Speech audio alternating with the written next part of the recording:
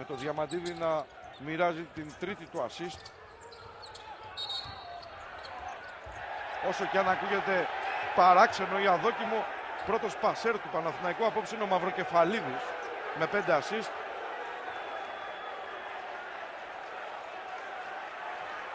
Το φάουλ του Ματσιούλης.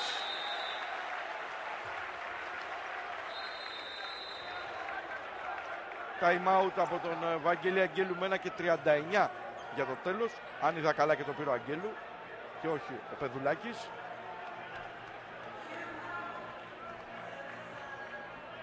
Μιλάγαμε πολύ και επιβεβαιώνεται για μια ακόμη φορά για τον αριθμό των επιθέσεων.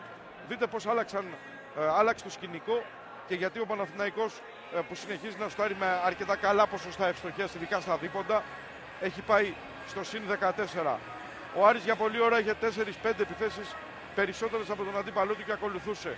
Τώρα όμως ο Άρης έχει 7 παραπάνω επιθετικά rebound, αλλά έχει 8 παραπάνω λάθη, πράγμα που σημαίνει ότι βαριά ο Παναθηναϊκός έχει φέρει στα ίσα τις επιθέσεις του αγώνα και βλέπετε ότι αυτή η διαφορά του συν πλην 4 επιθέσεων αποδείχθηκε καθοριστικότατη για την εξέλιξη των πραγμάτων. Ο Παναθηναϊκός με 4 επιθέσεις λιγότερες κέρδιζε με 5-6 πόντους. Με ουσιαστικά ίδιες επιθέσεις κερδίζει τώρα με 14. Λογικό και επόμενο.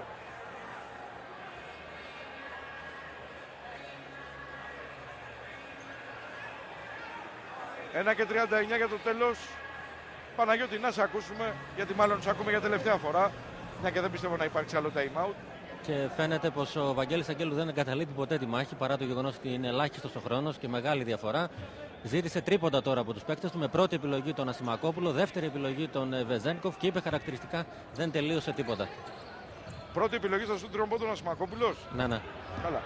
Δεν ξέρω αν θα το δούμε, γιατί για την ώρα ο Παπάς έκλεψε την μπάλα, πήγε τη διαφορά στους 16 και αυτός έβαλε το λιθαράκι του στην επίθεση του Παναθηναϊκού στην τέταρτη περίοδο. Φτάνοντας στους 10 πόντους. Χαρακτηριστικό είναι στην τέταρτη περίοδο του Παναθηναϊκού έχουν σκοράρει μόνο ο Γκίστ και ο Παπάς, αλλά φάνηκε πολύ αρκετό αυτό. Ο Μούρτος πήγε στο lay-up, αυτό δεν ήταν στους 3 πόντων πάντως.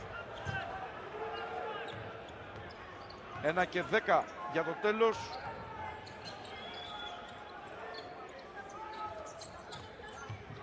Διαμαντίδης, στον Ματσιούλης, που δεν μπόρεσε να τελειώσει από πολύ κοντά την φάση.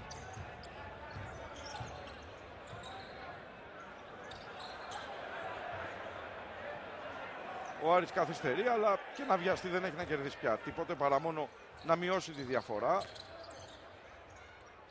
Πελεκάνο σε ένα ακόμη jump shoot που δεν βρίσκει στόχο. Αυτό δεν αφορούσε το ένα ακόμη τον Πελεκάνο, γιατί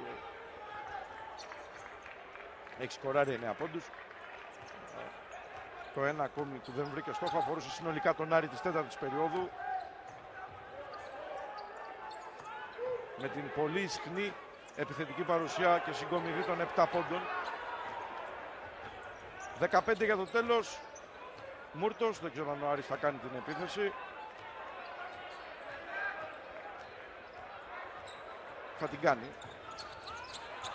Για κακό δικό του, καθώς ο Παναθηναϊκός έκλεψε την μπάλα. Ο Μασχίλης την πετάει από τη μία πλευρά του γηπέδου στην άλλη και παραλίγο να έχουμε ένα καλάθι που δεν θα έκρινε τίποτα, αλλά θα ήταν το καλάθι του παιχνιδιού. Οι χαιρετούρες μεταξύ των προπονητών. Δεν νομίζω ότι έχουμε κάτι παραπάνω να πούμε. Το 59-75 δεν αφήνει οποιαδήποτε αμφισβήτηση όσον αφορά την υπεροχή του Παναθηναϊκού. Ο Πεδουλάκης αγκαλιάζεται με το πνευματικό του παιδί τον Πελεκάνο. Χαιρετούρες εκεί στον πάγκο του Παναθηναϊκού. Δεν ξέρω αν ο Παναγιώτης Στεφάνου θέλει να απομονώσει τον Σωτήρη τον Μανολόπουλο, που είναι ο συνεργάτης του Πεδουλάκη, να πει δύο κουβέντες. Έλα, ναι, μπορούμε. Αυτό έχει συμβεί, για να τους ακούσουμε. Η επιθυμία σου γίνεται πραγματικότητα, που δεν ήθελε ο κύριος Πεδουλάκης. Κύριε Μανολόπουλε, δύσκολη βραδιά τελικά. Το περιμέναμε. Ο Άρης είναι πολύ δυνατός στην έδρα του. Έχει κόσμο που δίνει ρυθμό, ενέργεια στους παίκτες και περιμέναμε ένα δύσκολο παιχνίδι. Είχαμε και τα προβλήματά μας. Τελικά καταφέραμε, ιδιαίτερα μετά το τρίτο δεκάλεπτο, παρόλο που είχαμε στο σκορ, προηγούμασταν σχεδόν σε όλο το παιχνίδι. Ο Άρης ήταν πάντα πολύ κοντά, δεν μπορούσαμε να ξεφύγουμε. στο τέλος τα καταφέραμε. Ευχαριστώ πολύ. Αυτό ήταν από την πλευρά του Παναθηναϊκού. Άνθρωπος του Άρη δεν νομίζω ότι υπάρχει στον αγωνιστικό χώρο για να έχουμε και την άλλη άποψη. Αλλά όλα αυτά θα έχετε την ευκαιρία να τα δείτε στο τρίτο ημίχρονο του παιχνιδιού, στο ρεπορτάζ που θα μπορείτε να παρακολουθήσετε τη Δευτέρα στην εκπομπή Ώρα για Μπάσκετ, με όλη τη σύνοψη της αγωνιστικής του πρωταθλήματος.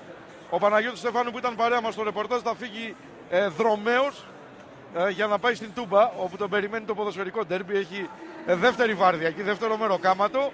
Να τον απαλλάξουμε λοιπόν από οποιοδήποτε άλλο καθήκον εδώ στα ξύλινα παρκέ, να πάει στα χορτάρινα γήπεδα της Θεσσαλονίκης, γιατί εκεί έχει άλλο ντέρμπι, άλλο μεγάλο παιχνίδι.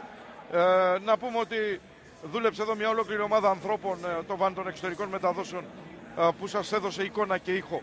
Χάρη σε αυτούς έφτασε στον δέκτη σας εικόνα και ο ήχος. Για όλα τα υπόλοιπα, ο Δημήτρης Καρίδας ήταν στην περιγραφή. Όλοι εμείς, όλη αυτή η παρέα, όλη αυτή η ομάδα των ανθρώπων που δούλεψε εδώ στο Αλεξάνδριο, σας εύχεται καλό βράδυ